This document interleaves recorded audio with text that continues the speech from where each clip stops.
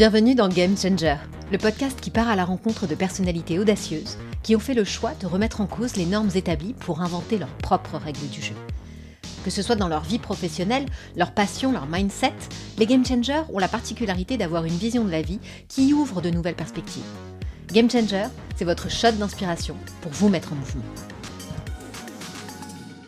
Bonjour à toutes et à tous, je suis Alexia Diasotto. Et je suis Fanny Dotzenberg. Bienvenue dans Game Changer, le podcast qui donne la parole à celles et ceux qui réinventent les règles du jeu dans la société. Aujourd'hui, nous allons aborder une question fondamentale. Comment fait-on connaître un service ou un produit quand celui-ci est si nouveau qu'il ne rentre dans aucune case connue ? Et par extension, comment parvient-on à changer les habitudes bien ancrées ? Notre experte du jour a bâti son parcours sur l'art de faire adopter la nouveauté. Elle a passé 14 ans à bousculer les modes de fonctionnement chez Renault, en créant notamment la base du modèle qui deviendra Dacia Spring et en lançant les voitures hybrides en France. Aujourd'hui, en tant que CMO, Chief Marketing Officer, chez Nave, elle continue de créer de nouvelles catégories de marché face à des produits considérés comme des ovnis. Nous sommes donc ravis d'accueillir Elena Souillet-Fedorenkova. Bonjour, merci de votre accueil. Bonjour Elena. Alors, le fil conducteur de ton parcours a toujours été de réinventer les règles du jeu. C'est pour ça qu'on t'a voulu au micro de Game Changer aujourd'hui. Et on va revenir sur plusieurs moments clés de ton parcours, que ce soit de la Russie à ton engagement pour l'économie d'usage aujourd'hui. Donc ton parcours, comme on l'a dit, il commence en Russie, juste après l'ère soviétique, dans un contexte de forte opportunité. Tu as 22 ans, tu deviens directrice marketing chez Estée Lauder Moscou. C'est quoi ton état d'esprit à ce moment-là ? C'est quoi ta motivation qui fait que tu arrives à ce poste à 22 ans, directrice marketing pour une grande marque de luxe, et tu acquiers pour ce poste beaucoup de responsabilités. C'est quoi ? Qu'est-ce qui s'est passé ? Déjà, l'arrivée chez Estée Lauder, c'était assez intéressant parce que quand j'étais encore à l'école, à un moment, on n'avait pas trop accès à des magazines étrangers, mais j'avais des voisins à la maison de campagne qui, eux, étaient diplomates et donc qui voyageaient pas mal. Et des fois, ils me rapportaient des livres, des magazines, etc. Et à un moment, je suis tombée sur un magazine anglais qui était vraiment en spécial sur le groupe Estée Lauder. Il y avait plusieurs articles, c'est expliqué l'origine de la marque, toute l'histoire, maison familiale, comment ils ont au fur et à mesure construit leur portefeuille de marque. Ouais. Et j'ai lu ça vraiment plusieurs fois. J'ai quasiment tout appris par cœur. Après, quand j'ai fait mes études, à la fin du bachelor, on m'a dit « Tiens, on connaît quelqu'un chez Estée Lauder, il cherche un office manager, peut-être ce serait intéressant que tu passes l'entretien. » J'ai passé l'entretien et donc j'ai fait mes études de master en travaillant déjà en parallèle chez Estée Lauder. En alternance du coup, c'est ça ? C'est pas une alternance, mais j'ai vraiment combiné. Je sais pas exactement comment j'ai fait, mais c'était les études le matin et beaucoup de travail après dans la journée jusqu'à très tard le soir. Et c'est vrai que l'époque était assez marrante parce que les marques de luxe, les marques de cosmétiques étaient encore très nouvelles en Russie. Et du coup, Estée Lauder a réussi à négocier avec le maire de Moscou des emplacements mais vraiment incroyables, quasiment sur la place Rouge et puis en face de la mairie de Moscou. Et c'était une période de croissance très rapide. Donc vraiment, chez Estée Lauder, à l'époque, on était pratiquement dans ce qu'on appellerait aujourd'hui une ambiance de start-up. Okay. Croissance exponentielle, ouverture de nouveaux magasins quasiment chaque mois, 2 à 3 nouveaux magasins dans différentes villes en Russie. Et en parallèle, c'était quand même une période où il n'y avait pas de compétences, il n'y avait pas des gens qui avaient des compétences modernes comme ça, typiquement en marketing, en finance, en logistique. Donc, ça permettait aussi de construire des carrières rapides. Et parmi mes coéquipiers, il y avait plein de gens qui ne travaillaient pas du tout dans le domaine dans lequel ils ont étudié. Mais on apprenait sur le tas. Et moi, finalement, c'est comme ça aussi que j'ai commencé dans les publicités. Et puis, progressivement, je me suis orientée vers le marketing. Donc, j'ai été directrice marketing de la marque Clinique en 2002, effectivement. Énorme. Ok, très bien. Magnifique. Et ensuite, du coup, donc tu as fait tout le début de ton parcours en Russie. Et après ça, c'est un choix que tu as fait de venir finalement repartir un peu de zéro en France, chez Renault, via le programme Copernic qui n'existe plus aujourd'hui, mais qui, du coup, t'a vraiment donné cette opportunité de pouvoir te lancer sur un marché à l'international.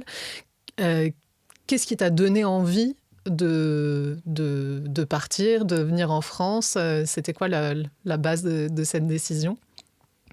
J'avais pas mal voyagé à l'époque, mais plus en tant que touriste. Et j'avais toujours cette curiosité de me dire qu'est-ce que ça ferait si j'allais vivre quelques années dans un autre pays. Donc j'avais cette envie de vivre une expérience différente de ce qu'il y avait en Russie, même si ce qu'il y avait en Russie à l'époque, c'était très intéressant. Et puis je faisais aussi des déplacements aux États-Unis pour Estée Lauder, mais clairement, je voulais avoir une expérience plus longue. Et à l'époque, j'avais dit chez Estée Lauder, voilà, c'est mon ambition, j'aimerais bien aller peut-être à New York pendant quelques années, ou dans un autre pays, ou peut-être dans les bureaux en Europe. Ils ont dit oui, très bien, tout est possible, mais peut-être pas tout de suite, parce qu'il faut encore quelques années avant que ce projet ne puisse se réaliser. Et moi, à l'époque, je me suis dit, bon, j'ai pas de famille, j'ai l'âge justement de décider complètement pour moi ce que je vais faire. Et donc, quand j'ai compris que ça marcherait pas immédiatement avec Estée Lauder, j'ai regardé ce qui se passait autour de moi. Et puis, j'avais une amie qui était partie en France pour ses études. Je suis venue lui rendre visite quelques fois et je me suis dit, tiens, ce serait quand même très bien de venir continuer mes études ou trouver un travail en France. Bon, trouver un travail depuis la Russie, c'était pas faisable du tout. Mais en revanche, il y avait effectivement le programme Copernic qui était créé à la tombée plus ou moins du rideau de fer dans les années 90, je pense, et qui permettait aux étudiants déjà en post-graduate de l'Europe de l'Est de venir découvrir les entreprises françaises pour après soit travailler en France, mais sur les marchés de l'Europe de l'Est, soit revenir dans leur pays et puis travailler pour des entreprises françaises. Et donc j'ai passé le concours et pour moi, voilà, c'était une façon finalement d'avoir cette expérience à l'étranger à travers Copernic. Et qu'est-ce que du coup tu as découvert en France qui n'existait pas ou existait peu en Russie? Qu'est-ce qui t'a marqué de ce point de vue-là? Effectivement, je me suis assez vite retrouvée chez Renault parce que le stage qui était à réaliser dans le cadre du programme Copernic, je l'ai fait chez Renault. Et j'ai commencé à la direction publicité parce que finalement, bon, voilà, je connaissais déjà la publicité par mon expérience chez Estée Lauder. Et puis, progressivement, j'ai évolué chez Renault dans d'autres fonctions. Et effectivement, il y avait des choses qui m'ont surprise, qui m'ont marquée, et notamment la découverte du temps long. Parce que quand on vient d'un pays où tout est comme ça en transformation rapide et ça change énormément, c'est difficile de se projeter. C'est vrai que les gens en Russie à l'époque n'arrivaient pas à se projeter au-delà de 1 an, 2 ans. Voilà, c'était l'horizon. Et chez Renault, mon deuxième poste après la publicité, j'étais responsable de prospective socio-économique. Donc voilà, ça fait écho à l'autre épisode que vous avez fait avec Cécile Wendling. Mais voilà, j'ai été responsable de prospective socio-économique et ça veut dire qu'il y a une réflexion à construire à 10 ans, 15 ans. Voilà, les évolutions des arbitrages de consommation, les évolutions des imaginaires, des tendances sociétales, etc. Et donc, pour moi, c'était vraiment une découverte que c'était possible de se projeter comme ça sur des périodes bien plus longues et qu'il y avait des méthodes pour cela et la construction des scénarios et que c'était pas stérile, que c'était vraiment quelque chose qui, dans des sociétés plus stables, permettait effectivement d'organiser toute la stratégie de l'entreprise derrière. Voilà, il y avait ça. Et puis aussi, il y avait quand même l'aspect très international de Renault parce que là, pour le coup, c'était génial. Il y avait les gens de différents marchés de Renault qui venaient travailler en France, des Indiens, des Iraniens, des Brésiliens, des Russes. Et ça m'a permis d'un côté il y avait aussi le partenariat avec Nissan, ça m'a permis de comprendre à quel point c'était une richesse de parler, d'échanger et de construire avec des gens qui ont des avis et des réflexes différents. Et puis de l'autre côté, ça m'a permis de comprendre l'importance de la communication interculturelle. Et typiquement, les réunions avec les Japonais où en réalité, il y a tellement la valeur de la face que il peut pas y avoir de débat un peu animé lors de la réunion. Il faut déjà que la réunion soit une validation de quelque chose. On peut avoir des discussions de fond, réellement, un débat, mais il faut que ça se passe avant. C'est le fameux principe de Nemawashi. D'abord, on valide les positions de chacun, on fait le débat, et après, on vient en réunion, qui est plus un moment un peu formel de validation. Il faut qu'on reste dans quelque chose qui est très courtois, très, très consensuel. Le consensus s'est construit avant. Il y a aussi des nationalités qui ne supportent pas très bien le fait de dire non. Typiquement, j'ai découvert que mes collègues brésiliens n'aimaient pas dire non. Et d'ailleurs, ils me l'ont avoué quand on avait déjà des relations plus proches. Typiquement, ils n'aiment pas dire non. Donc, il faut savoir interpréter quand on dit peut-être c'est un vrai, c'est un non. Les Indiens, un peu pareil. Et puis moi-même, je me suis rendu compte de mes propres différences interculturelles dans l'environnement français. Typiquement le rapport un peu au conflit, à la confrontation. En Russie, c'est totalement acceptable de dire justement non, mais de façon assez dure et puis argumentée, mais quand même, il y a ce rapport de confrontation qui, le niveau de tension acceptable, il est plus élevé qu'en France où, donc j'ai dû adapter un peu ma façon de défendre mes positions dans les projets, etc. pour ne pas être perçu comme quelqu'un de trop têtu ou trop agressif dans certaines circonstances. C'est hyper intéressant. Tu es resté 14 ans chez Renault. Tu as travaillé à la création de la voiture la moins chère de Renault, la Dacia Spring. Est-ce que tu peux nous raconter comment ça s'est passé, ce défi, et le cheminement de ce projet, et comment tu as réussi à lancer cette voiture ? Un superbe projet, effectivement, la voiture qui d'abord a été lancée en Inde sous le nom Kwid et après qui a été importée, on peut dire, en Chine et produite en Chine en version électrique et donc c'est devenu Dacia Spring en Europe. À l'époque, c'était je pense les années 2010-2011, Renault avait une ambition d'expansion internationale, notamment sur les marchés dans les BRIC, Brésil, Inde, Russie. Et il y avait tout un pool dans ces marchés qui était plutôt vers le bas du marché, donc les gens qui accédaient pour la première fois à la voiture neuve, donc classe moyenne basse, classe C au Brésil. Il y avait différents noms, mais en gros, c'était des gens quand même qui avaient des moyens plutôt contraints, mais qui avaient absolument besoin de mobilité.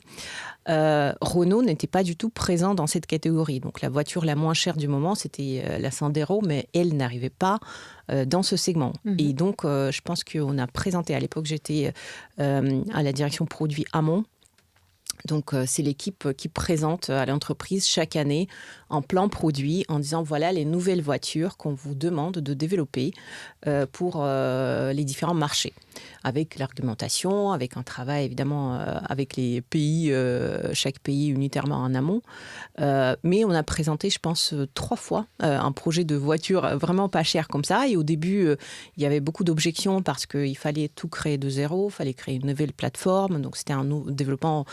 On savait que ce serait un développement cher, en plus sur plusieurs marchés. L'entreprise n'était pas prête à prendre des engagements. Et puis finalement, au 3e essai, c'est pour ça aussi que la persévérance, c'est quand même, ça paye des fois. Au 3e essai, Carlos Ghosn a validé le projet et c'est là qu'on a commencé à travailler sur Kwid. Et puis...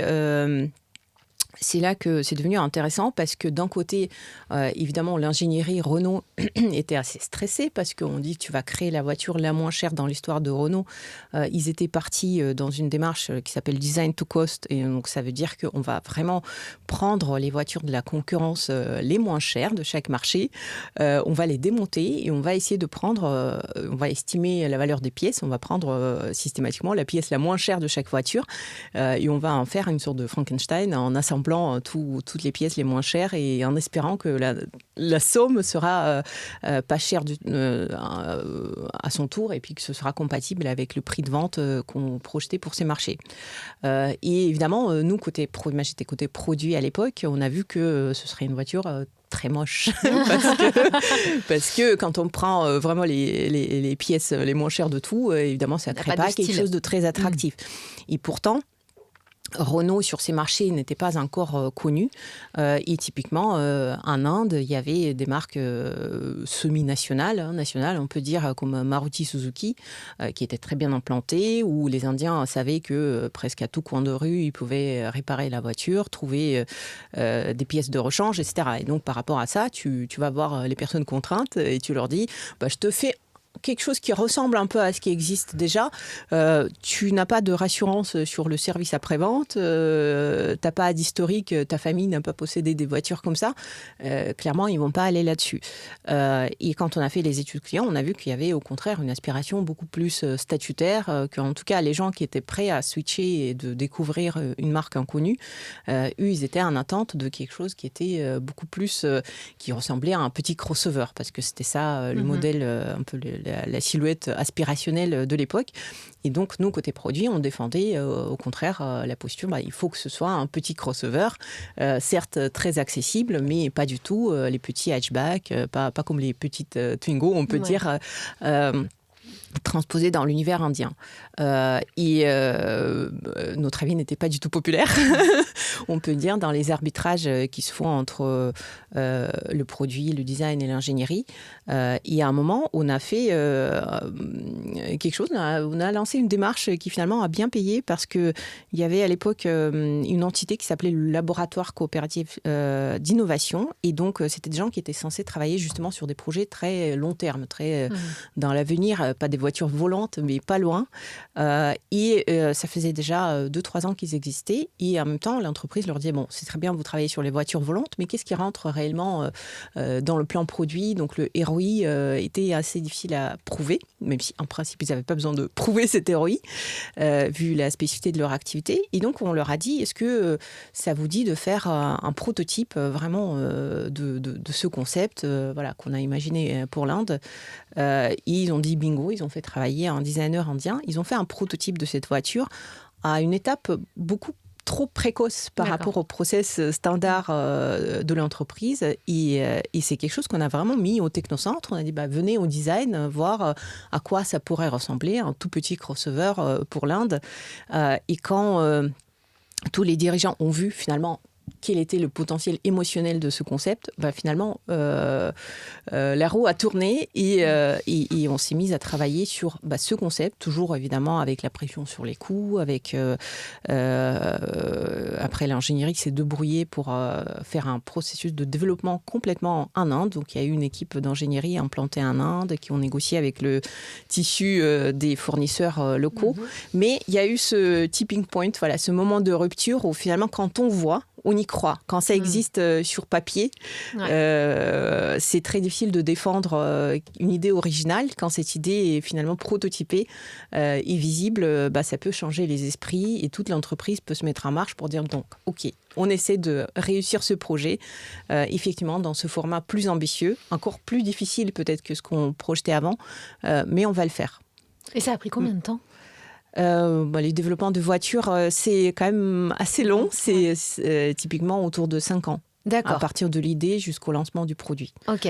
Et du coup, donc là, la vraie rupture, ça a été de se dire, on va pas faire comme on sait faire, mais en moins bien et en moins cher, mais on va vraiment repartir d'une feuille blanche et avec du coup ce pôle un peu R&D réimaginé à la base en fonction des attentes et en fonction des attentes voilà, des clients potentiels et non pas par rapport au savoir-faire initial. Vous avez finalement adapté le savoir-faire aux attentes et c'était là où il y avait un peu une friction qui a dû être levée. C'était là le conflit et c'était là finalement la magie du projet. Effectivement, quand on a changé d'état d'esprit en disant on va pas prendre uniquement la piste un peu de sécurité, mais on va prendre plutôt, on va viser l'ambition et on va tout mettre en place pour la réussir, quitte à modifier lourdement les process internes. C'est là que ça a marché.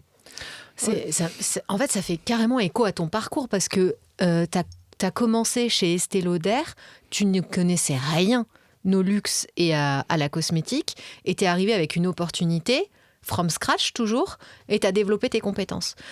Tu es passé de la cosmétique luxe à la voiture, from scratch, 0 compétences, et tu te lances comme ça, et pour la création de cette voiture, c'est très emblématique de toute ta carrière. C'est, voilà, on a une idée, on va voir si elle marche, on se lance et on teste, quoi. Beaucoup de curiosité, ouais. Oui. Beaucoup de curiosité, un peu de courage aussi, effectivement, à revenir défendre une idée que d'abord tout le monde te regarde et te dit mais t'es folle, c'est pas possible. L'OVNI. Ouais. Complètement. Ah, c'est dingue. Mais c'est pas tout, puisque après, tu as aussi travaillé, donc non plus au produit, mais au marketing cette fois, au lancement des voitures hybrides en France. Alors qu'en fait, il faut se rappeler qu'à cette époque-là, on mettait du gasoil dans sa voiture. Effectivement, quelques postes plus tard, je me retrouve à la direction commerciale France en tant que directrice marketing de la gamme des petites voitures de Renault. J'arrive à un très bon moment, vraiment très intéressant, parce qu'on relance vraiment les vaches à lait de Renault, Clio Capture.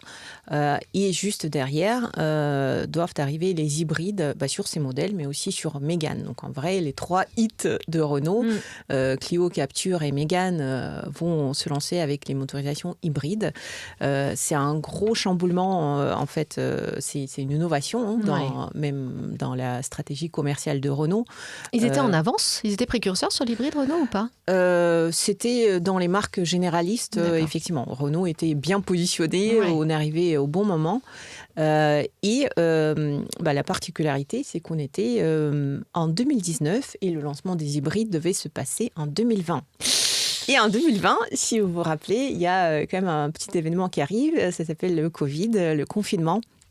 Et donc, tous les plans qu'on avait construits dès 2019 pour le lancement des hybrides ont été pas mal chamboulés. Mais avant ça, ce lancement, pour moi, c'est vraiment un cas d'école pour le go-to-market, pour le lancement d'une innovation, parce qu'on a en vrai bien réfléchi. On s'est dit, la pédagogie qu'on doit faire autour des hybrides, ça ne concerne pas que les clients finaux, qui peuvent être des clients particuliers ou professionnels. Effectivement, les professionnels achetaient beaucoup de diesel, et puis c'est surtout eux qu'on voulait passer sur de l'hybride, parce que le diesel devenait, on peut dire, obsolète par rapport aux réglementations, par rapport aux standards du marché. Il fallait qu'on switch vers l'hybride. Donc, il y a la pédagogie des clients. Mais en parallèle, il y a aussi la pédagogie du réseau, parce que, évidemment, tout le réseau a historiquement vendu les motorisations existantes. Ils savaient qu'ils vont proposer les motorisations essence pour les particuliers et les motorisations diesel pour les professionnels. Et donc, le plan de lancement qui avait été développé, il accordait presque autant d'attention à la pédagogie vis-à-vis du réseau qu'à celle vis-à-vis des clients finaux. Et notamment, il y a eu un dispositif assez inédit qui s'appelait Green Tour, qui a été déployé sur tous les territoires de la France. Et donc, il y avait des sortes de containers, des salles de conférence, on peut dire mobiles, qui voyageaient partout, comme ça, en France, et on formait tout le personnel des concessions. Donc, d'habitude, c'est surtout les vendeurs qui sont formés. Mais là, c'était vraiment tout le personnel de la concession qui devait comprendre c'est quoi cette révolution qui est en train de se passer, pourquoi les hybrides, c'est quoi les argumentations vis-à-vis des clients. Est-ce que l'hybride est plus agréable à conduire? Est-ce que, en termes de coût, comment est-ce que le client va s'y retrouver? C'est pour quel type de client, etc. Donc, il y avait cette campagne, le Green Tour, qui était vraiment énorme, avec aussi des émissions qu'on a tournées, qui étaient pour déconstruire les idées reçues autour des hybrides. L'hybride, c'est cher, l'hybride, ça cale, l'hybride, il faut nécessairement recharger. Non, il y a des hybrides qu'on recharge et d'autres pas, etc. etc. Et puis, en parallèle, vis-à-vis des clients, comme j'ai dit, le lancement s'est passé pas comme prévu parce que le réseau était fermé et au moment où nous, on devait construire cet intérêt pour les hybrides qui devaient se lancer à l'été 2020, on était en confinement. Et donc, on a fait quelque chose qu'on n'a jamais fait jusque-là dans l'histoire de Renault. Quelqu'un dans mon équipe a proposé l'idée et je l'ai tout de suite portée et l'a pris. On a fait des lives sur Facebook. Donc, encore une fois, il faut imaginer, Renault a une quantité de followers très conséquente sur les réseaux sociaux et notamment sur Facebook, mais on n'a jamais fait de live parce que c'était perçu comme trop risqué. On faisait plutôt des formats plus classiques. Et là, pour les hybrides, on a dit il faut quand même qu'on continue de préparer le marché et qu'on explique ce que c'est les hybrides, qu'on présente les modèles aussi, qu'est-ce que c'est l'hybride sur Clio, sur Capture, etc. Et donc, on a monté avec notre agence digitale, avec le service publicité aussi, une série de lives où moi et puis les chefs de produits dans mon équipe ont présenté les hybrides aux clients. Et c'était un franc succès, parce que je pense que déjà les gens, ils avaient un peu le temps chez eux. Mais j'ai re-regardé les données. On a vu effectivement 55 000 vues sur les 3 lives. On a eu 40 000 interactions, donc les gens discutaient. Il y avait aussi des gens du réseau. On avait évidemment toute l'équipe aussi de social media manager qui était mobilisée sur les lives pour répondre aux commentaires, aux questions des clients. Donc ça a permis de garder typiquement un truc un peu audacieux comme ça et qu'on n'a jamais fait avant. Ça a permis de garder l'intérêt pour les hybrides et finalement quand le réseau a rouvert, les gens sont venus pour essayer ce qu'ils ont vu notamment dans les lives. Ok, très bien. Après Renault, tu es allé chercher l'innovation dans la tech, dans la fintech, et maintenant dans l'économie d'usage. C'est quoi le fil rouge de ce parcours, Léna? Je pense que j'aime bien travailler sur quelque chose qui n'existe pas encore. Ouais. Voilà. Et on voit bien que ce soit dans des contextes plus entrepreneuriaux ou dans les contextes d'innovation dans les grandes entreprises, il y a une phase où on étudie le marché, les tendances, etc. Et puis, il y a une phase où on prend les décisions.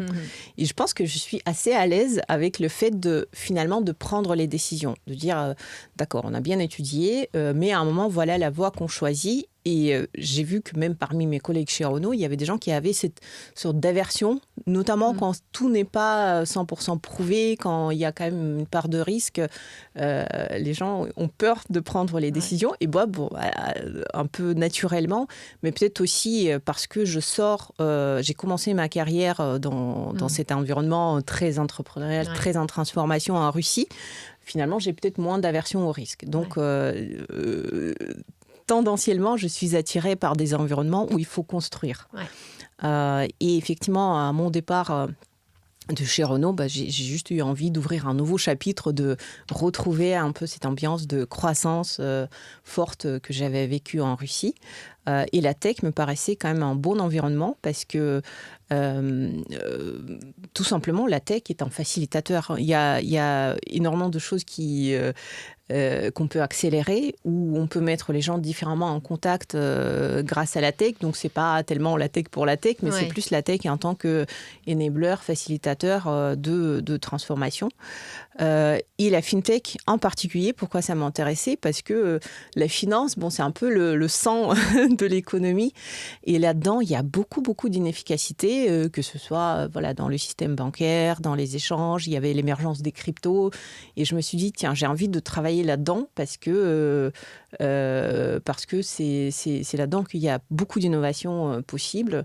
Et au fur et à mesure, effectivement, je suis arrivée au sujet du paiement à l'usage, de la location, quand j'ai rencontré les fondateurs de Naïve. Ok.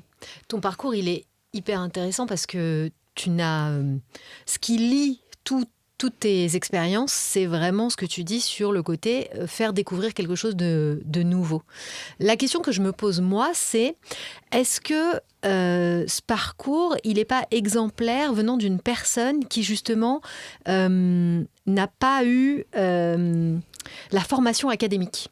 C'est-à-dire qu'aujourd'hui, quand tu veux travailler dans l'automobile, faut justifier de plusieurs années d'expérience dans l'automobile. Tu vois ce que je veux dire ? Il y a une vraie culture d'entreprise. Le luxe, je t'en parle même pas. Il faut vraiment être né dans le luxe pour pouvoir faire ta carrière dans le luxe. Et en fait, toi, tu as tout pris comme... Tu as dit une phrase qui est incroyable. Tu as dit « Je veux travailler dans la fintech ». Je veux travailler dans la crypto. Tu n'avais jamais entendu parler de la crypto avant, tu vois ce que je veux dire ? Et ça te fait absolument pas peur. On est d'accord là-dessus. Aucune industrie qui te fait peur. Bon, j'ai quand même plutôt un bon bagage de base, je pense, parce que j'ai étudié l'économie internationale. Donc, ça ouvre à la fois sur des sujets effectivement plus financiers, mathématiques, aussi bien que sur des sujets plus psychologiques. Et je pense que ça, plus... Bon, je suis sinologue de formation. Je suis économiste, sinologue, spécialisée sur la Chine. Donc, pareil, d'accord. Tout ce qui est économie émergente, comment se reconstruit une économie et la société derrière. Bon, c'était quand même des sujets sur lesquels j'ai pas mal travaillé jusqu'à mon master, complété après par la formation par Copernic en France, qui est une sorte de MBA finalement, parce qu'on touche à tous les sujets de la vie d'entreprise, et complété par un master en finance de marché et gestion des capitaux, qui a favorisé partiellement aussi le choix de la fintech. Mais jusqu'alors, oui. C'est-à-dire qu'avant, tu étais quand même dans l'automobile et dans le luxe, donc rien à voir. J'ai fait... parce qu'en fait... T'aurais pas me sortir un autre master en automobile.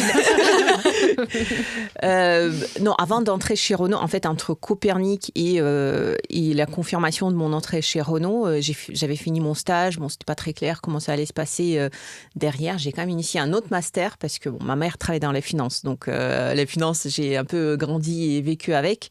Et je me suis dit, c'est peut-être intéressant d'aller plutôt vers la finance. J'ai fait un master en finance de marché et gestion des capitaux, un cours du soir que j'ai pas trop utilisé jusqu'à ce que j'arrive effectivement dans la fintech. Okay. C'était un des arguments. Mais sur le sujet de la peur, oui, effectivement, je pense que j'ai pas peur. Mais non, il n'y a rien qui fait peur en fait. C'est qu'une question d'apprentissage. Mais voilà, je pense que c'est surtout le démarrage de carrière qui m'a montré que t'as juste besoin d'être à l'écoute, d'assimiler rapidement, d'écouter les conseils. Parce que chez Estée Lauder, même si moi, j'avais pas de compétences en publicité, en marketing, mais j'étais très bien accompagnée par les coordinateurs au niveau européen, américain, etc.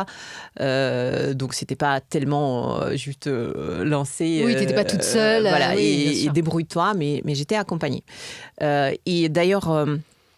le départ de Renault, évidemment, et le fait que je me suis dit je vais être directrice marketing dans les fintech, c'est là que, effectivement, je me suis rendu compte que par rapport à ce que moi, je pensais être mes capacités et le fait que j'avais plein de compétences transposables, surtout sortant de Renault, sur des projets très complexes, très internationaux, des lancements, pareil, à plusieurs millions d'euros, que c'était très facile à expliquer pourquoi j'étais totalement capable de porter un sujet, d'être directrice marketing dans la tech. Et puis c'est là que je me suis confrontée à ce que, en fait, les gens ne comprennent pas qu'est-ce que je viens faire là. Est-ce que, venant d'une grande entreprise, je suis effectivement capable de mettre davantage les mains dans le cambouis, de travailler en mode beaucoup plus exploratoire, tester d'abord avec les moyens faibles, puis scaler. Moi, j'étais convaincue, mais finalement, en termes de construction de carrière post-Renault, j'ai pris d'abord des missions. Donc, j'ai cherché des entreprises qui n'avaient pas peur, entre guillemets, qui étaient prêtes à plutôt prendre des compétences sans trop se poser des questions. Mais pourquoi elle le fait ? Et puis, j'ai fait 2 ans et demi en tant que CMO à temps partiel avant de rejoindre Nave, effectivement. Donc, j'ai dû un peu me refaire quand même ma réputation dans la tech. Mais c'était très intéressant parce que du coup, j'ai vu beaucoup de boîtes en 2 ans et demi, ce qui m'a un peu relancé en fait sur le marché dans l'esprit. Oui, elle peut s'adapter réellement à différentes ambiances, différentes situations, différents secteurs. Oui, c'est sûr que... J'ai répondu de cette façon, en fait, à ce doute qu'il y avait. Est-ce qu'après 14 ans chez Renault, on est capable, effectivement, de s'immerger dans une ambiance totalement différente? Oui, je peux comprendre les craintes de structures qui sont encore petites, de se dire « Ah oui, mais en fait, elle a eu l'habitude de travailler avec des gens qui sont spécialisés sur tout un tas de secteurs. Et puis, du coup, dans les petites boîtes, on est plutôt couteau suisse. » À devoir faire par soi-même, envisager des pans qui ne sont pas encore pris par d'autres personnes qui ont ces compétences-là, et pourtant il faut venir les remplir aussi. Donc je peux comprendre les réticences qu'il y a pu y avoir, mais que du coup, visiblement, tu as réussi à lever. Aujourd'hui, du coup, tu es CMO chez Nave. C'est un acteur de l'économie de l'usage. C'est un secteur d'activité qui peut être difficile à appréhender puisque on ne le connaît pas forcément. Mais du coup, pour commencer, c'est quoi l'économie de l'usage ?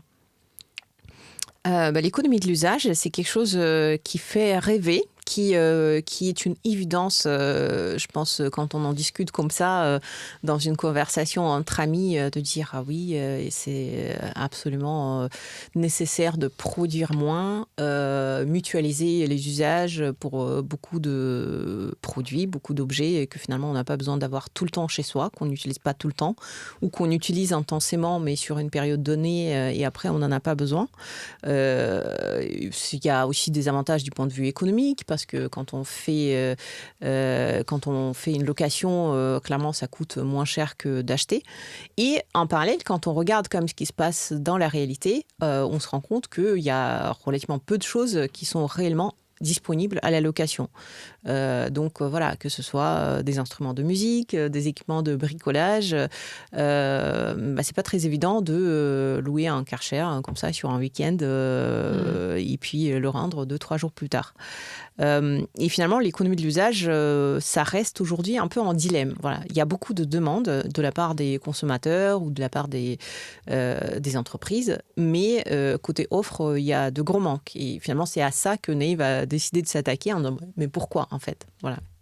Quel est le constat un peu sous-jacent? Pourquoi ce marché ne se développe pas à la bonne vitesse? Donc l'économie de l'usage, du coup, c'est tout un business autour de notamment la location d'objets, pas forcément entre particuliers, ça peut être entre professionnels et particuliers ou entre particuliers, c'est ça? C'est l'écosystème qui se construit effectivement autour de la location ou de l'abonnement, en tout cas dans les cas d'usage où en fait on prend quelque chose, on l'utilise et on peut à tout moment le rendre quand on n'en a plus besoin. Okay. Et ne payer que pour le temps qu'on l'a utilisé. Et est-ce que tu peux nous expliquer ce qu'est Nave et c'est quoi le problème que vous résolvez dans l'économie d'usage? Il me semble que c'est un peu plus complexe que de mettre en place des plateformes pour de la location. Mais effectivement, il y a beaucoup de cas où on essaie de résoudre ce problème de promouvoir davantage l'usage uniquement par la tech. C'est-à-dire qu'il y a beaucoup de fournisseurs de SaaS qui mettent à disposition des clients des logiciels qui permettent de rentrer en stock et puis pouvoir le louer. Et puis les clients qui viennent payer leur location, utiliser, etc.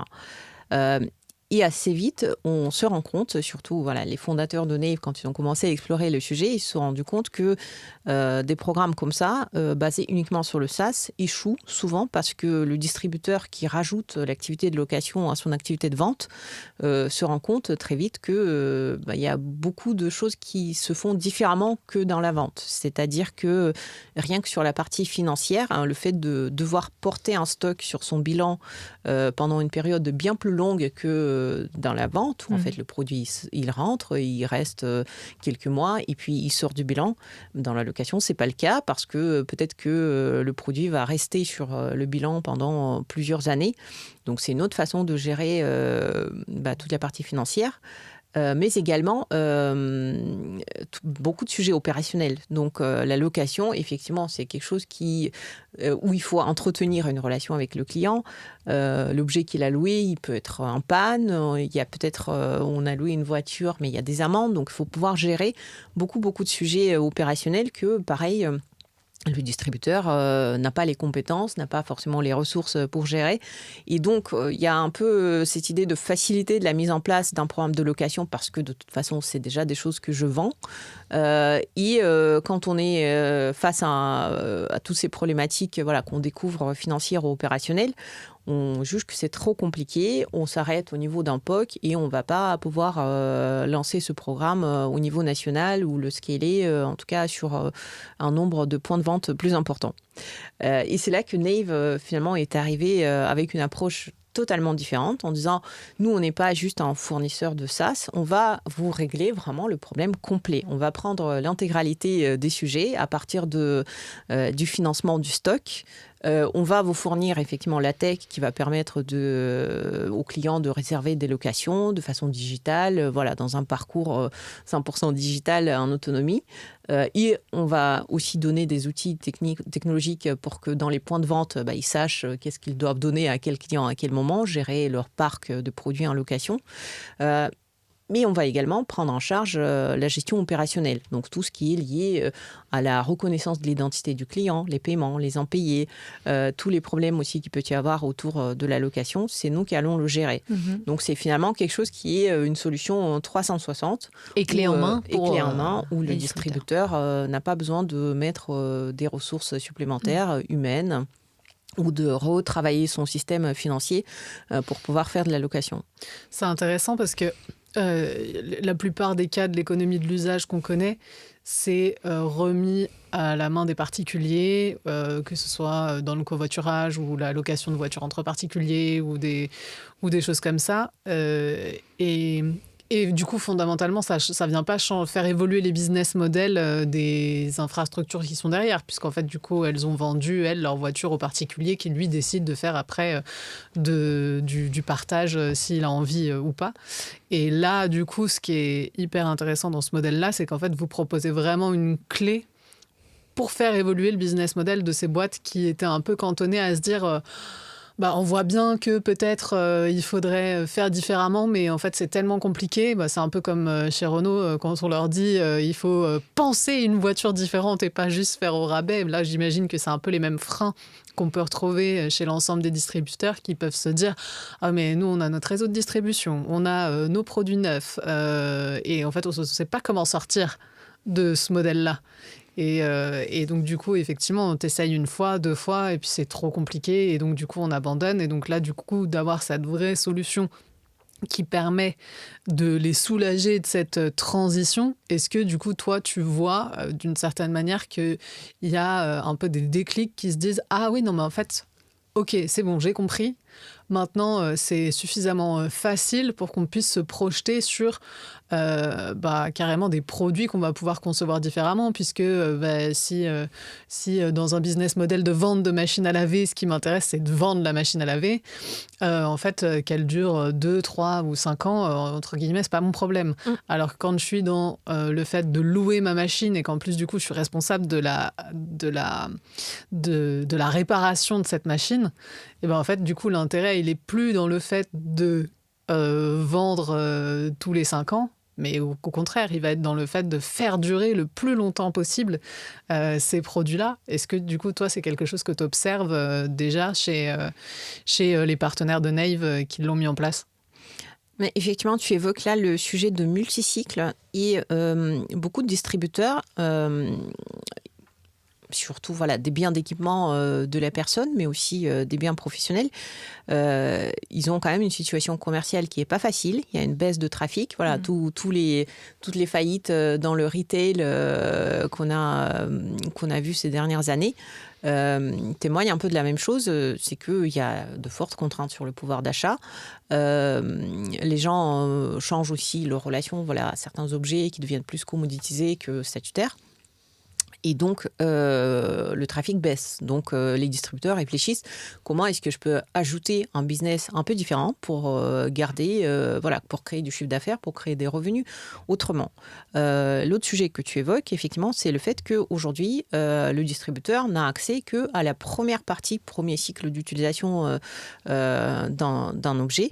Et d'ailleurs, même tout le système financier qui se fait derrière, même tout le soutien qu'il existe sous format leasing, il concerne pour la plupart que le premier cycle d'usage du produit. Et finalement, l'extraction de valeur sur les cycles successifs, parce que le produit, comme une voiture par exemple, c'est un produit qui en réalité est conçu pour durer 12, 15 ans. Avec un bon entretien, une voiture peut aller jusqu'à 15 ans.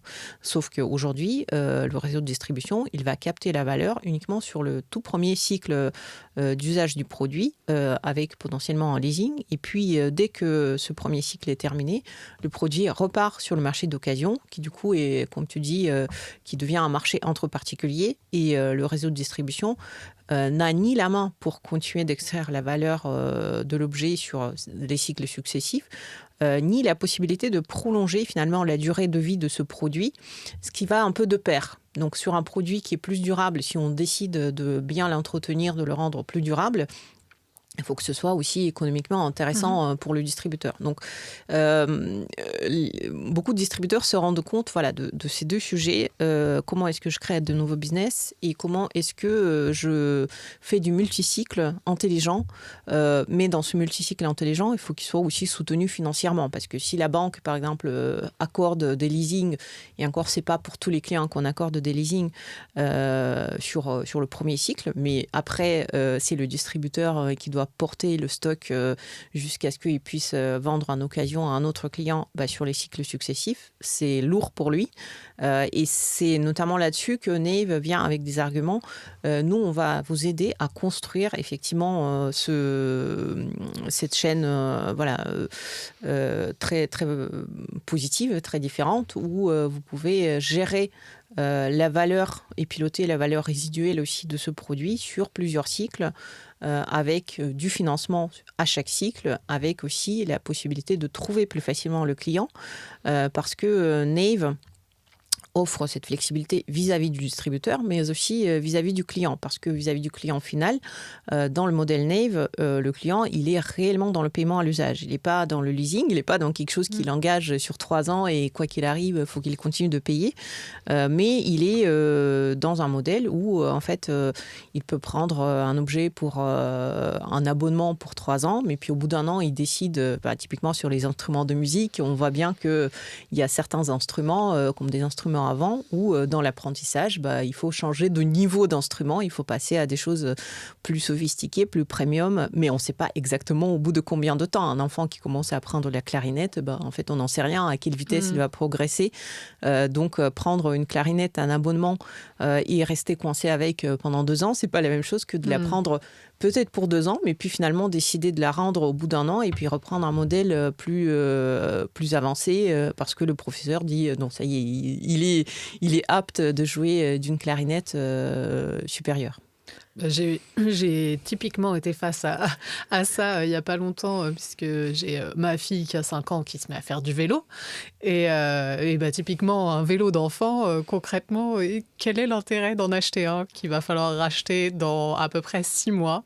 Surtout qu'elle est entre 2 tailles, on va dire, de vélo. Et du coup, quand j'ai été dans un magasin, ils m'ont proposé l'allocation du modèle sur...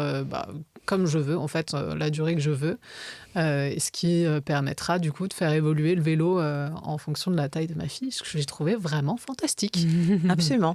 Et puis c'est vrai qu'il y a le marché entre particuliers qui existe, qui s'est structuré et puis qui a totalement son rôle, mais il y a quand même beaucoup d'équipements, typiquement les vélos, où on est, je pense, plus rassuré de le louer dans une enseigne, parce qu'on sait qu'il a été vérifié, entretenu, on sait ce qu'on prend exactement et on sait si on a un problème, qu'on peut revenir et puis faire le service après-vente. Donc les distributeurs ont clairement un gros rôle à jouer dans le marché de l'usage, de la location, aussi de réutilisation en seconde main, qu'ils ne font aujourd'hui. Et La création de tout cet écosystème par Naïve, ça vient d'où? Alors, je comprends le constat. Je comprends qu'ils aient été face à ce constat-là. À quel moment on réfléchit à un écosystème de support pour de l'économie d'usage, et comment ils ont réussi à développer, comment vous, chez Naïve, vous avez réussi à développer cette offre justement 360 qui répond à plein de problématiques différentes parce que plein d'usages différents. Tu vois, on parlait des vélos, mais il y a aussi la voiture de location, il y a aussi les meubles de location. Comment s'est passée la construction de cet écosystème ? C'est un peu vaste comme question, je suis désolée, mais en fait, j'ai envie de comprendre la mécanique intellectuelle pour arriver à cette solution-là. Les fondateurs de Naïve se sont retrouvés à un moment tous les deux dans une entreprise innovante aussi à l'époque, qui travaillait sur le paiement à l'usage, mais différemment. Donc en fait, en réalité, aujourd'hui, quand on dit vous pouvez louer votre smartphone, ce qui se passe en vrai, quand on regarde dans le détail, c'est que déjà c'est une sorte de crédit finalement. C'est pas vraiment de la location, c'est plus du crédit, et que les taux d'intérêt, quand on calcule bien, on paye en intégralité son téléphone sous 12 à 18 mois, sauf qu'on n'en est toujours pas le propriétaire. Donc le constat qu'ils ont fait, c'est que quand même, c'est pas transposable à l'ensemble de l'économie, parce que au bout d'un moment, les clients ils se rendent aussi compte que qu'ils sont perdants, et donc ils se sont posé la question, comment est-ce qu'on peut créer un partage de valeurs différent, plus équitable, pour que finalement le fabricant puisse effectivement fabriquer des produits plus durables, mais du coup peut-être plus premium, plus cher à la base et plus qualitatif, que le distributeur, lui, il fasse du multicycle, donc qu'il soit capable d'extraire la valeur et de piloter la valeur résiduelle du produit sur la durée, et que le consommateur paye réellement moins cher. Moins cher ou au moins au vrai prix, mais dans le long terme. Et voilà, qui est un vrai écart entre le coût d'usage et puis le coût d'achat du produit. Et ce partage de valeur, donc ils ont repensé, et c'est ça qui s'est incarné dans Naïve.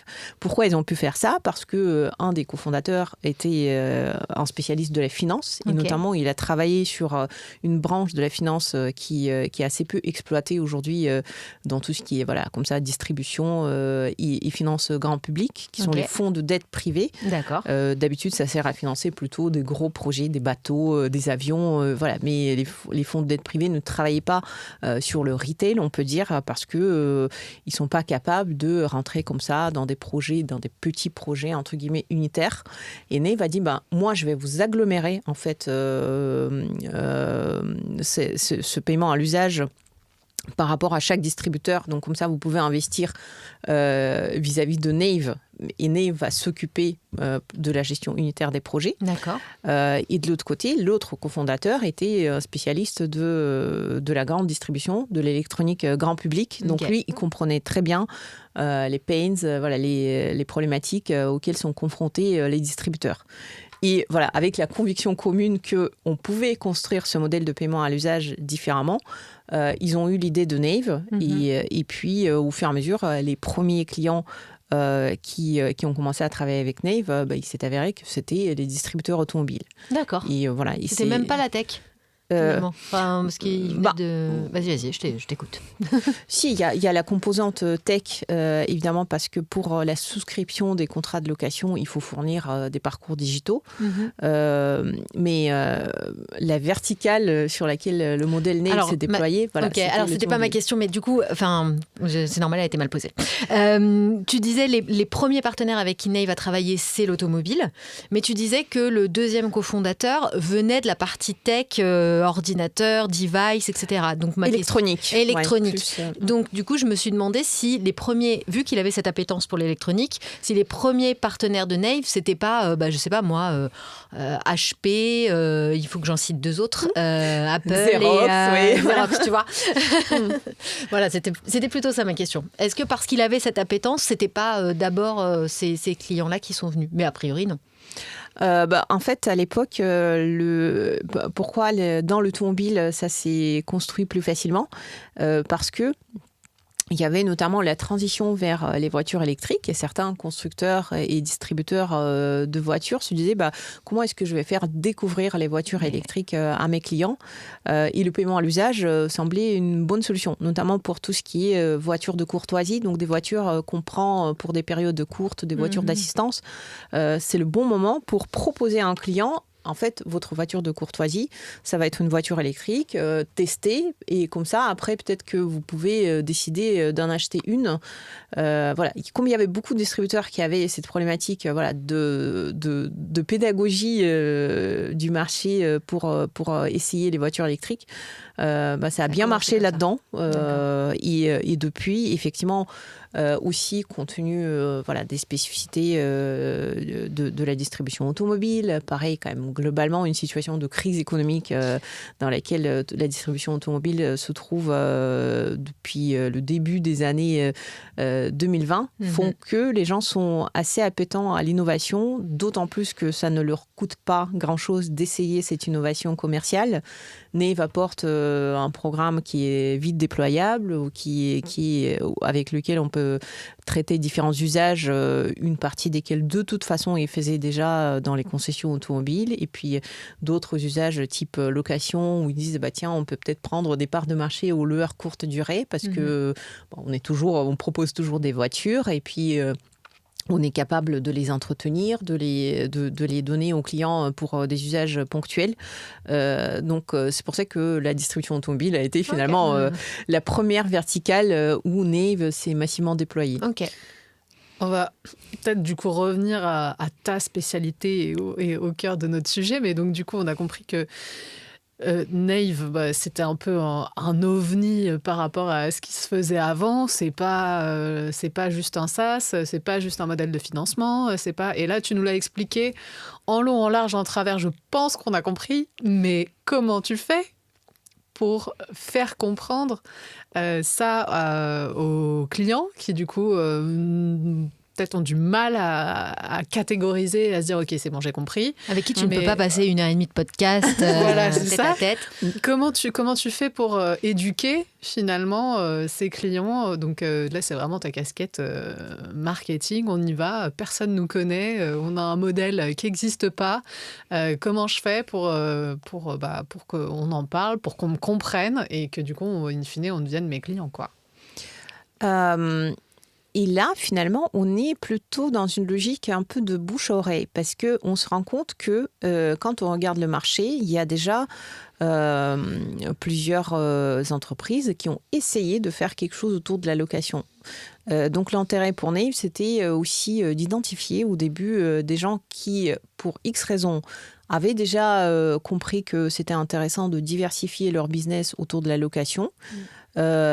Qui l'ont fait et puis ça n'a pas marché. Donc là, c'est quelque part le cas idéal parce que pour faire de la pédagogie, effectivement, c'est intéressant d'abord d'ancrer la personne dans quelque chose qu'il connaît déjà un peu. Et puis de dire, voilà comment tu as fait avant, voilà pourquoi ça n'a pas marché. Et voilà ce que je te propose en alternative et avec évidemment l'intention de lui démontrer qu'on enlève toutes les frictions, que ça va être différent cette fois-ci, qu'il y aura de l'accompagnement aussi dans la conduite de changement.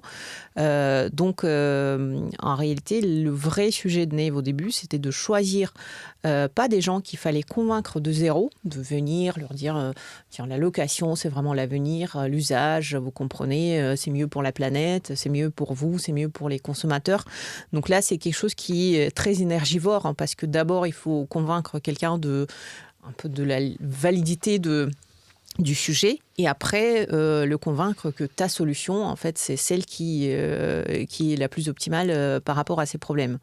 Et c'est pour ça que les premiers partenaires de Nave ont été plutôt des gens qui étaient déjà qui ont eu un échec dans la location. D'accord.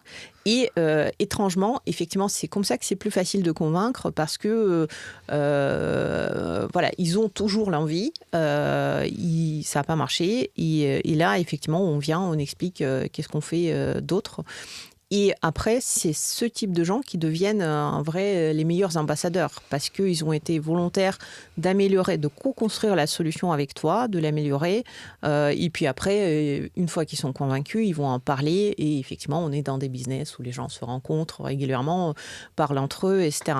Donc voilà, je pense que l'approche était vraiment ciblage d'abord. Et puis au fur et à mesure, effectivement, on construit la pédagogie pour des gens qui ne sont pas peut-être forcément encore en train de se rendre compte qu'ils ont ce problème, qu'ils ont peut-être besoin d'essayer la location.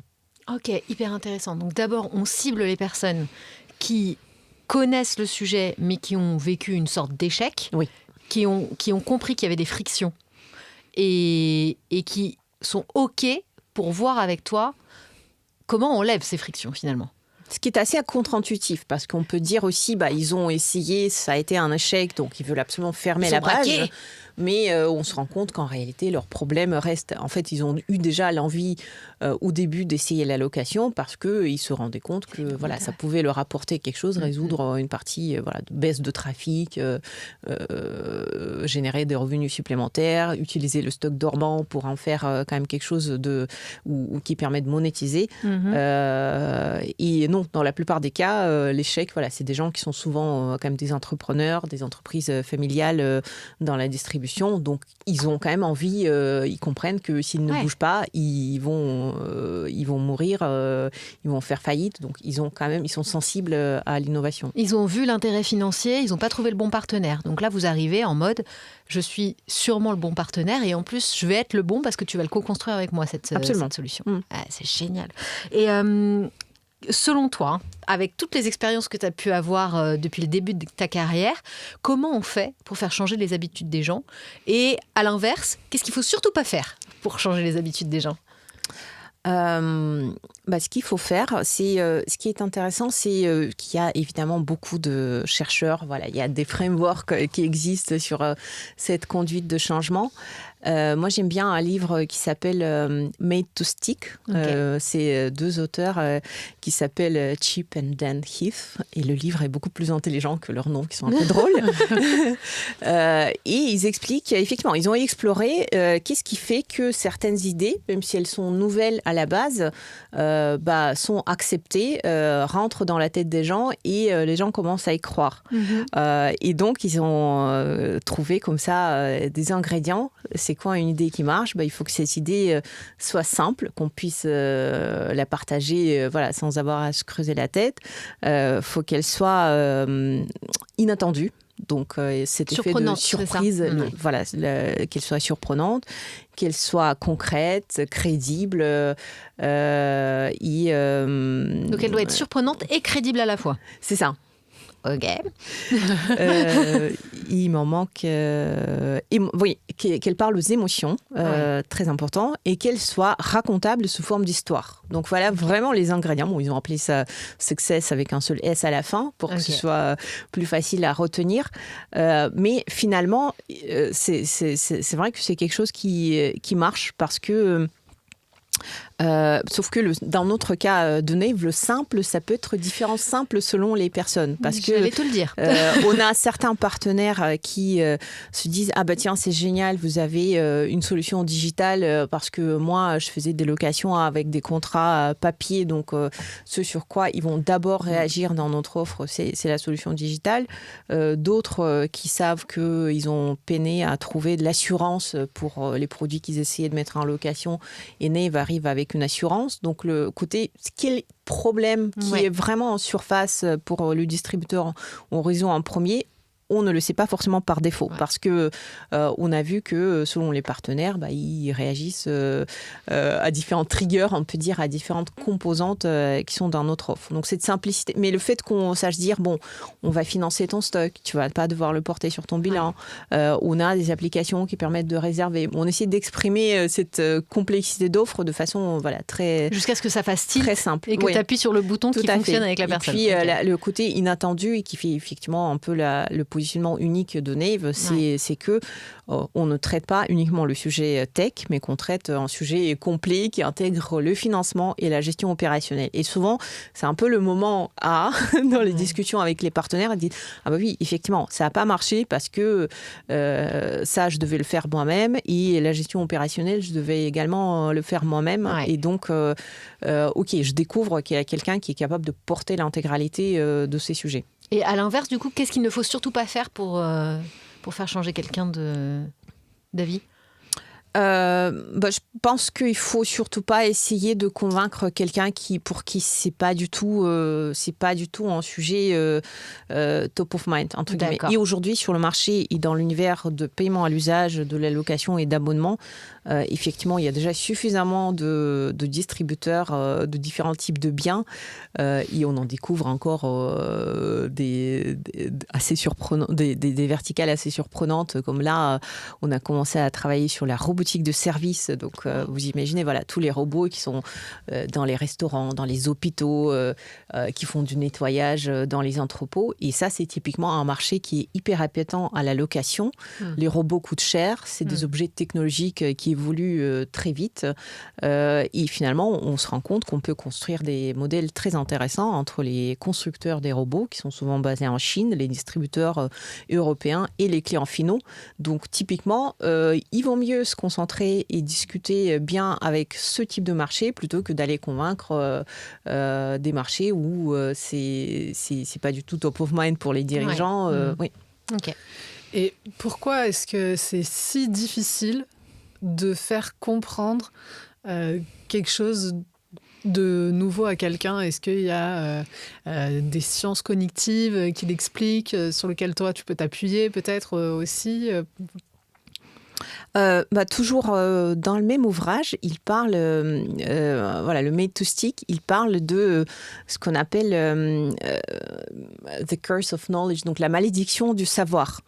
Et c'est vrai que nous, quand on est chez Nave, on a compris le sujet, on en parle tous les jours et on a l'impression que quand on va voir quelqu'un sur un salon, dans une soirée, que le paiement à l'usage, voilà, c'est une évidence. Et même moi, en fait, je vais dans des soirées, je travaille sur le paiement à l'usage et chacun l'interprète complètement de sa façon parce que le concept n'est pas établi.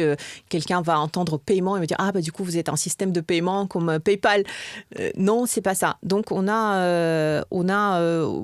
sous-estime souvent en fait le fait que toi, quand tu as compris quelque chose, ça te paraît très bizarre de plus le comprendre. Voilà. Sûr, ouais. Mais pour quelqu'un qui ne possède pas encore ce savoir, il faut passer par différentes étapes. Voilà. D'abord, découverte du problème, puis pouvoir se projeter sur « Ok, ce problème est réel, il me coûte de l'argent, par exemple, ou il m'enlève réellement des opportunités business. » Puis voilà comment je le décompose. Donc, à force de vouloir aller trop vite, on tombe dans cette malédiction de savoir et on rate en fait les moments d'assimilation, tout simplement du problème par son interlocuteur. Et puis après, il y a un autre sujet il y a un autre chercheur qui s'appelle Stanislas Dehaene, qui travaille au Collège de France, qui travaille sur les sciences cognitives. Il dit que les gens qui doivent apprendre quelque chose de nouveau, changer d'avis, etc., ils le font le mieux quand ils co-construisent, quand ils font des erreurs, ils apprennent de cette erreur. Bon, c'est assez évident, mais transposé, par exemple, au cas de Nave, en fait, on essaie dès que le partenaire a exprimé un intérêt sérieux, entre guillemets, de travailler sur une solution avec nous, sur son programme de location, que nous, on va lui fournir en marque blanche, on démarre très vite une série d'ateliers. On rentre très vite dans une logique d'atelier avec les différents métiers pour qu'ils puissent s'approprier ce programme, pour embarquer les équipes, parce qu'à la fois, il faut qu'on parle avec la direction financière, il faut qu'on parle avec la direction d'expérience client. Souvent, la direction d'expérience client est très contente parce qu'ils savent qu'ils pourront raconter des choses sur l'enrichissement de l'offre vis-à-vis des clients de la marque ou du distributeur. Et il faut qu'on parle également avec le service après-vente, parce que ces produits seront entretenus toujours dans le réseau de distributeurs. Et c'est comme ça qu'on se rend compte qu'au fur et à mesure, même les gens qui étaient peut-être pas convaincus par le projet, une fois qu'ils ont fait des ateliers avec nous et qu'ils ont imaginé comment finalement je peux m'approprier ce nouveau projet, ils rentrent, ils changent d'avis, ils deviennent plus supporters de la solution, même s'ils étaient peut-être un peu méfiants au début. D'accord. Donc ce que je retiens, c'est qu'il faut rester pédagogue en toutes circonstances et pas partir du principe que les gens savent ni de quoi on parle, ni que les mots sont compris, etc.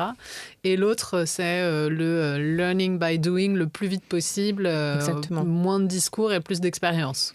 Oui, éco-construction. Ce qu'on fait. Non, mais est-ce que ça fait pas complètement écho à la discussion qu'on a eue la semaine dernière chez toi, sur ta terrasse, sur le sujet de la gamification et comment on fait pour expliquer la gamification aux gens, quoi. C'est exactement ça. On va pouvoir s'inspirer. Tu vas être hyper inspirante pour nous. Trop bien. Est-ce que toi, tu as pu identifier des personnalités plus enclines au changement, à la transformation ? Est-ce que tu as un persona à nous dépeindre de gens qui sont plus enclins. Alors, je ne ferai pas de généralité, mais en tout cas, dans le cas de Nave, et en parlant peut-être plus de ICP que de personas, donc plus d'entreprises que de gens, je vois 2 cas. Effectivement, il y a un cas d'entreprise visionnaire. Elle est capable de se projeter à long terme. Elle anticipe les grandes évolutions sociétales et économiques. Et donc, elle n'a pas forcément de difficultés économiques aujourd'hui, mais elle dit, il y a plein de choses qui se passent. Donc, typiquement, je sais que l'usage et puis toute la gestion aussi, tous les sujets autour de la durabilité, inévitablement vont me pousser à explorer comment est-ce que je peux rajouter l'usage à mon activité de vente traditionnelle. Mais soyons honnêtes, ces cas ne sont pas très fréquents. Ouais. Ou en tout cas, c'est peut-être l'approche pour les nouveaux entrants sur le marché. Souvent, comme ils sont challengers, ils arrivent dans un marché qu'ils ne connaissent pas forcément.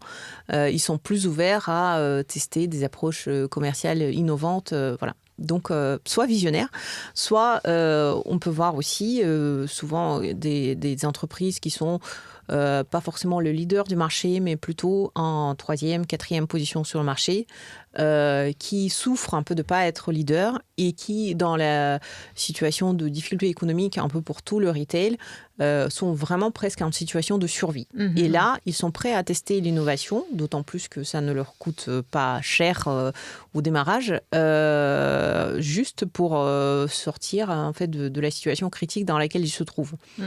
Alors, évidemment, et c'est des cas fréquents du coup, que nous, on rencontre. C'est plus difficile à gérer parce que souvent, ils sont moins disponibles pour monter le projet. Ils ont envie, mais en même temps, ils doivent gérer tellement de choses en parallèle que c'est un peu plus difficile de les garder focus sur le projet. Mais en tout cas, par le besoin ou par le côté visionnaire, les deux sont possibles. Ok, hyper intéressant. Et du coup, toi, au-delà du marketing, comment est-ce que tu perçois l'innovation ? Est-ce que pour toi, c'est un produit, une technologie ? Est-ce que c'est un modèle économique ? Ou est-ce que c'est vraiment plutôt une nouvelle manière d'agir sur le marché ? Alors, moi, quand j'étais à la prospective socio-économique chez Renault, j'ai lu différents ouvrages sur l'innovation. Et donc, j'étais dans les classifications, alors innovation incrémentale versus innovation de rupture. Et j'essayais de classer les différents sujets qui arrivaient et sur lesquels on travaillait, notamment avec l'équipe R&D de Renault. On disait, est-ce que ça, c'est une innovation incrémentale ? Et du coup, comment on la traite, comment on doit la positionner dans les produits, comment on doit l'expliquer versus... En vrai, je pense que les frontières sont quand même assez perméables et quelque part, je ne suis pas sûre que la discussion soit réellement utile. Mais ce que je remarque dans tous les cas, c'est que dans l'innovation, il y a beaucoup de communication et qu'il y a beaucoup de soft skills. Et donc ça, c'est plutôt rassurant justement quand aujourd'hui, il y a beaucoup de skills qui sont récupérés par l'intelligence artificielle et qui sont finalement... les gens se posent des questions, comment est-ce que je vais rester pertinent quand peut-être une grosse partie de ce que je fais va être prise en charge par l'intelligence artificielle. Je trouve que ce côté de communication, d'embarquement autour de l'innovation, il reste quand même profondément humain. Et l'innovation, c'est toujours un projet collectif. C'est jamais parce qu'il faut convaincre déjà son équipe avec laquelle on travaille, il faut convaincre le marché, il faut convaincre les parties prenantes, le régulateur. Voilà. Donc il y a beaucoup de gens à convaincre et donc la capacité de communication, elle est vraiment primordiale.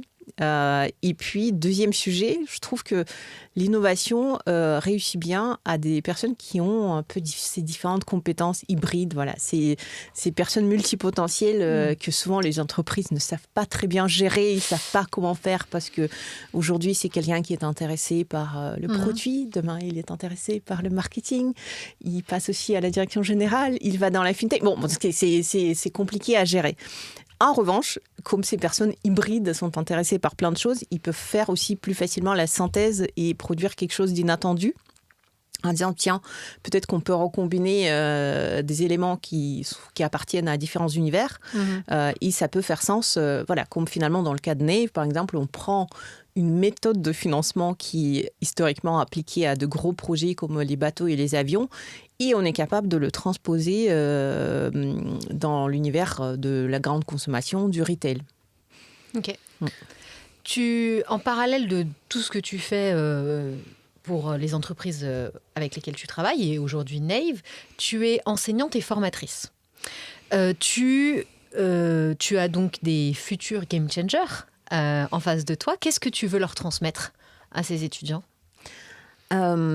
Là, effectivement, ça fait 2 ans que j'enseigne à Albert School, donc qui est une école data et business. Donc, c'est souvent des data engineers, des data analystes qui, en plus, apprennent des choses sur le business. Donc, un peu un lien entre une école d'ingénieurs et une école de commerce combinée en deux.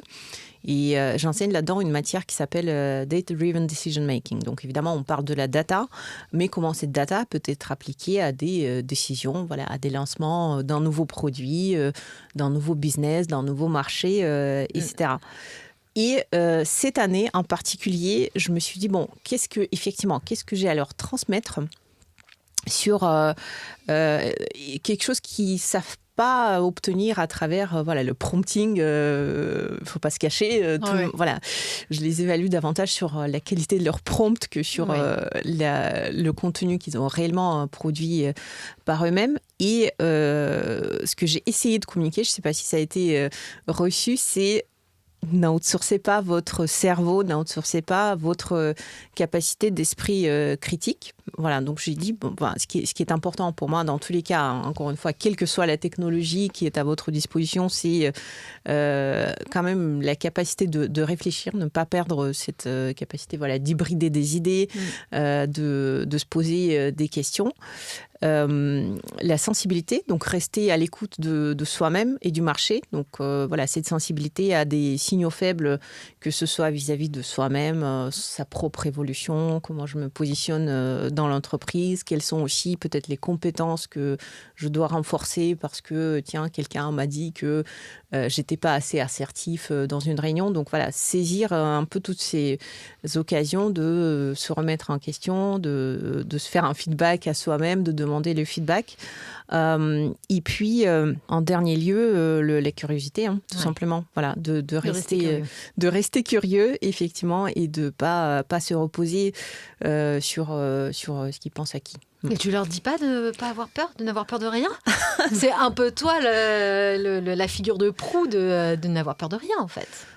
Il faut que je rajoute ça, je pense. Merci, je prends l'idée. Et toi, quel conseil est-ce que tu donnerais pour quelqu'un qui voudrait se lancer dans quelque chose qu'il ne connaît pas, à quoi il doit penser pour mener, entre guillemets, un peu sa propre révolution ?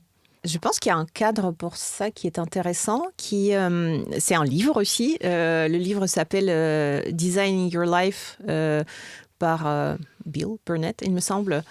Et donc, c'est des professeurs de grandes universités américaines qui ont décidé d'appliquer des principes de design thinking à la construction de carrière. Voilà, toutes sortes de réflexions qu'on peut avoir effectivement sur qu'est-ce que je dois faire dans la vie, est-ce que je dois pivoter. Et donc, là-dedans, il y a toute une démarche qui est bien décrite. D'abord, comment identifier, qu'est-ce qui te fait réellement plaisir. Voilà, on peut trouver son ikigai si je simplifie. Et après, tous les conseils qui viennent, c'est comment est-ce que j'applique très rapidement une approche de prototypage, peut-être à cette nouvelle vie que j'ai envie de vivre. Si je me dis, et si je plaquais tout pour devenir boulangère, voilà, de directrice marketing à boulangère demain, peut-être que le plus simple, c'est pas tout de suite de tout quitter et puis se réorienter dans une formation de boulangerie, mais de faire pendant 2 semaines en stage en période de Noël, je sais pas, quand il y a beaucoup de demandes de faire un stage dans une boulangerie, de discuter avec des gens qui font ce métier pour aller plus dans le détail de qu'est-ce qui marche pas, c'est quoi les contraintes, qu'est-ce que j'aime, et du coup peut-être qu'est-ce que je ne peux pas du tout faire maintenant que je suis boulanger, etc. Donc ce prototypage, ça je trouve l'idée très bien. C'est typiquement quelque chose que j'ai essayé d'appliquer à mes propres enfants. Moi j'ai mon fils qui est en terminale, donc qui là est en train de choisir est-ce qu'il fait plutôt prépa ingénieur, prépa commerce.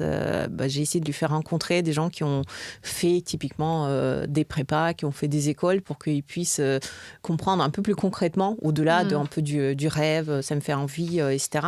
Qu'est-ce que ça veut dire? Qu'est-ce que ça implique comme engagement? Par exemple, quand on va dans une prépa, qu'est-ce que la personne a aimé, pas aimé? Et vu qu'il y a plusieurs entretiens comme ça, finalement, on arrive à se faire son avis aussi un peu plus qualitatif, presque statistiquement argumenté.